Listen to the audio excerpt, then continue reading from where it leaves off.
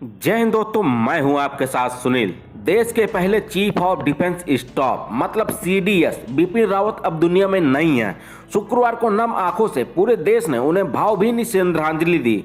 बुधवार को हेलीकॉप्टर दुर्घटना में उन्होंने जान गंवाई थी। अब चुनौती है उनका उत्तराधिकारी ढूंढने की है। सरकार जल्द ही अगले सीडीएस की नियुक्ति की प्रक्रिया शुरू करेगी।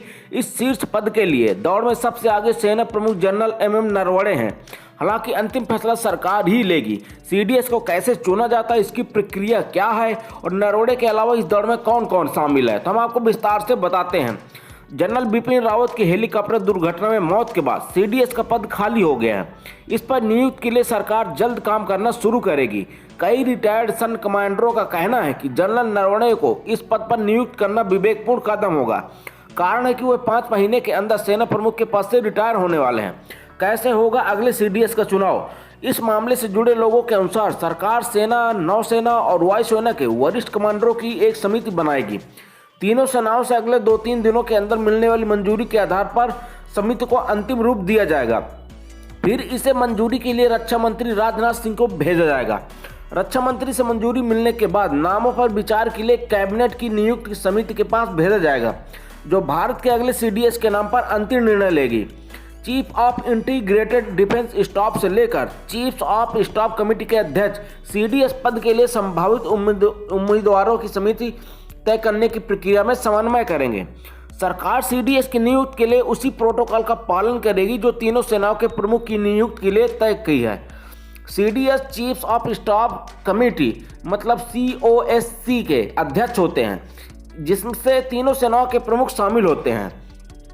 कैसे बनी थी सीडीएस की पोस्ट, हम आपको विस्तार से बताने वाले हैं। इस पद का सुझाव सबसे पहले कारगिल रिव्यू कमेटी ने दिया था। इस समिति को वाजपेयी सरकार में बनाया गया था।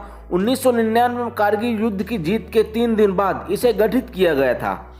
समिति ने आर्मी, नेवी, एयरफोर्स के बीच समन्वय में कमी की ओर से इशारा किया था। इस कमी को दूर करने का सुझाव भी दिया गया था। सुरक्षा पर कैबिनेट समिति ने 24 दिसंबर 2019 को इस पद की औपचारिक घोषणा की थी। इसके लिए जनरल बिपिन रावत को नामित किया गया था। सीडीएस के पास एक साथ कई पद होते हैं। वह सैन्य मामलों के विभाग के सचिव, रक्षा मंत्री के प्रधान सलाहकार, चीफ ऑफ स्टाफ कमेटी के चेयरमैन का पद भी संभालता है। इस तरह सीडीएस मिलिट्री ऑफिसर होने के साथ ब्यूरोक्रेट की तरह भी काम करता है। कारण है कि उसे केंद्र सरकार के साथ काम करना होता है। अगला सीडीएस बनने की रेस में कौन है?